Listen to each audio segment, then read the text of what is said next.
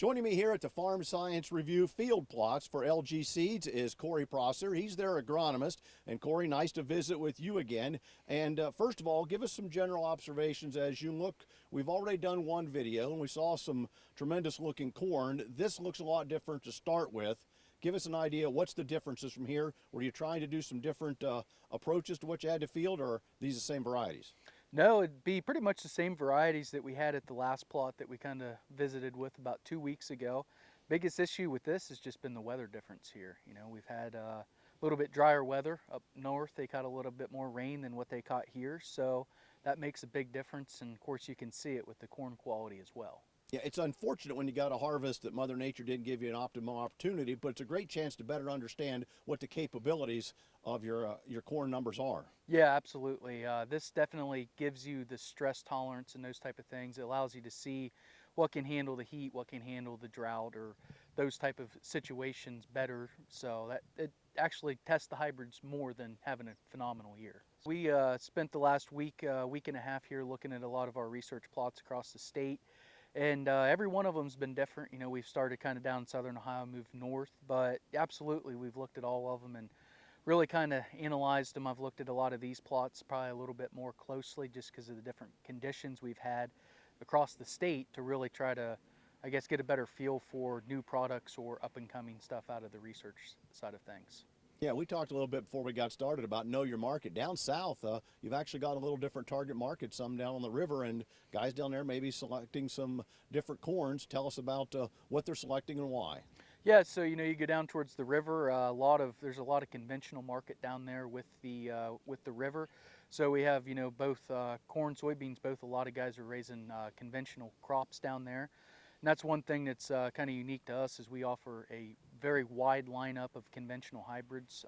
You know, we're launching around 10 new conventional numbers alone this year. So pretty much anything that we have in a traded version, we also have as a conventional version as well. So what have we learned this year as we talk about the traits? What do you still have to have, and what are other people thinking about? Well, can I or switch to something else, or can I back off of something? What have we learned? Well, I was going to say, with the way the markets are, everybody's wanting to look at ways that they can, you know, cut cost or, you know, trim it down a little bit, the budgets. So that's one thing guys are, well, do I really need a smart stack, or do I need a double pro? What kind of protection do I need, or can I go conventional? And that's one thing. A lot of our products we have as a smart stack or, you know, double, and we also have it as a conventional. So we have it multiple trade options. But absolutely, this year alone, I've seen more rootworm beetles and rootworm pressure than what I have seen in years past.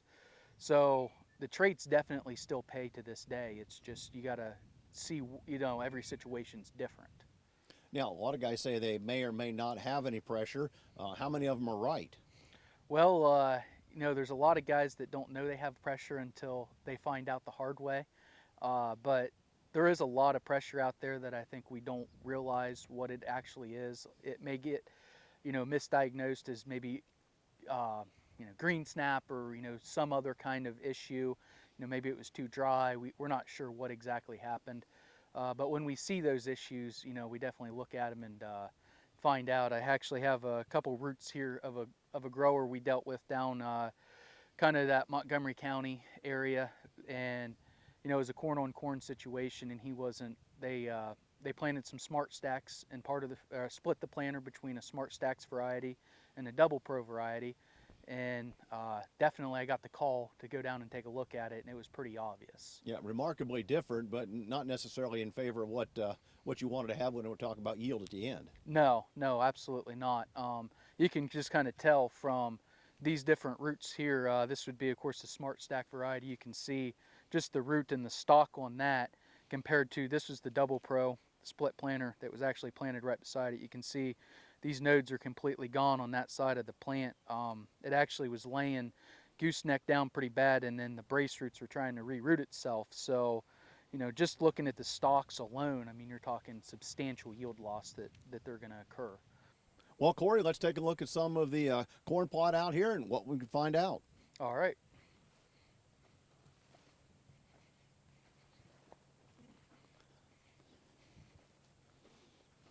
The ground definitely looks like it was dry here for several days. Yeah, they've got some cracking going on. If you look down the rows there, they've definitely been stressed and had a fair amount of dry weather.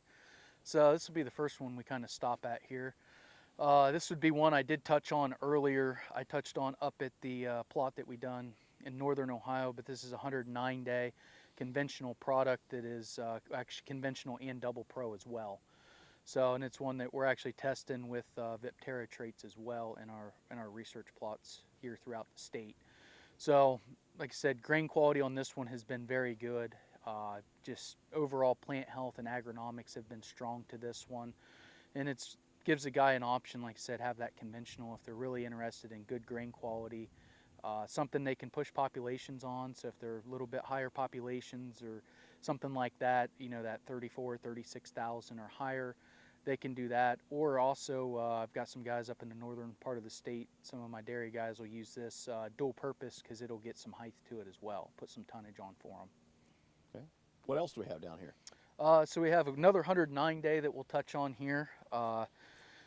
Coming up, it would be 59C72. This one is another 109 that is also traded conventionally and double pro.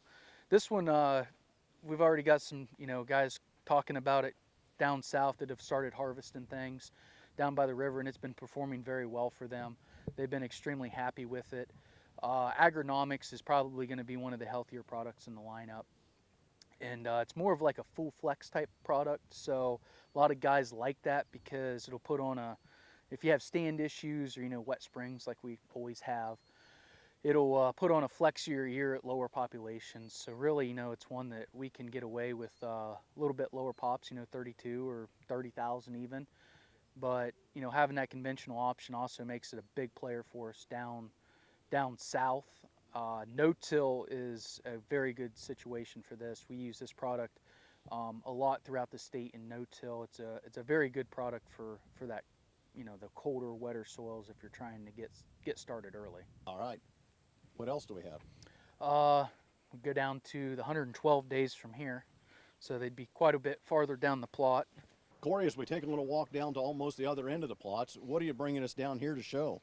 So the variety that we're coming up to here is 5643. This is actually our largest mover in the southern part of the state. This variety has been outstanding for us the last quite a few years that it's been out. You look at the Ohio State Yield Trials, Integrated Ag, quite a few different trials. It's always in the top of those trials. So it's one that for the southern, guys that are planting the 114-day product, which we're definitely in that location here in this part of Ohio, and it's a tough product to beat. So it's been consistent for us year in and year out. Definitely a product that we like to use as much as we possibly can. It's one that a lot of guys, it's on every order. The salesmen try to get it in on every acre for these guys. All right, let's move down to our next one. And I tell you what it is, but it looks like a big old corn leaf has it all covered up. Yeah, that'd be 62CO2. That is a 112-day product that has had good yield for us. It's been very competitive as a double pro and a smart stack. Really, we have 212-day products that we're going to talk about here. This one has some really good top-end yield potential. Really, I guess the easiest way I've kind of broken up these two and told guys is, workhorse, racehorse type products. This is kind of more of your racier type product. Has good response to fungicide, higher management type product, but it'll actually have some really good results to that as well. So, if a guy wants to push populations, doing fungicide, split nitrogen, those type of things on some good ground, this one definitely has some potential to pack the yield in for him. It's interesting as you get the hands-on look at that and how they fit into Ohio, and you're talking about two of the same maturity, but potentially entirely different management strategies on how to utilize them. Yeah, absolutely. This one I would say would be more of your conventionally tilled ground, better fertility, tile, drainage would be important for something like this. Where the next product that I'll talk about is kind of a little bit different than that. It's the 6235 is another 112-day that, it's different in the management. This one can handle the no-till acre, some of those heavier clays. It's going to be probably a little bit more consistent across all the acres. If you get some variability to a field, this is going to have like I said, it's going to have that better consistency than probably what the other one will. But if you have those good quality ground, that's where that O2 can really shine.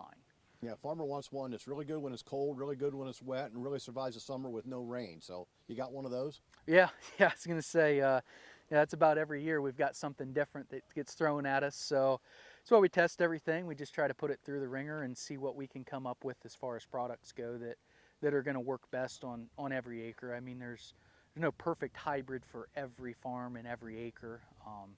That's why we try to mix it up and see what we can get for the guys. But yeah, we've got a couple products we feel that we're pretty strong and pretty confident in that can work about anywhere. And you've thrown one in, you called it our Illinois variety, and part of that just to help reinforce to you that, things are different in other states, so it's nice to see what you might call an out-of-state comparison, and it's remarkably different in some cases. Yeah, there's one here in this plot that we kind of walked by and looked at, and like you said, it's pretty obvious that variety is a lot better in Illinois than what it is here, even, Iowa, those type of ground. But we're dealing with completely different environments. Our weather patterns are different. Our soil types are completely different. So that's why we do test things here, both on the research side coming up, but then when they come commercialized, we do like to test them here in these strip plots as well, just to get that reassurance that, we've got the right products in the lineup.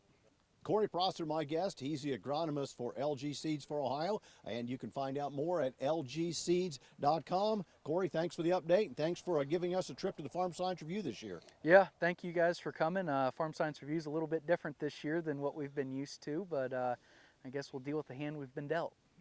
That indeed. Thanks for joining us.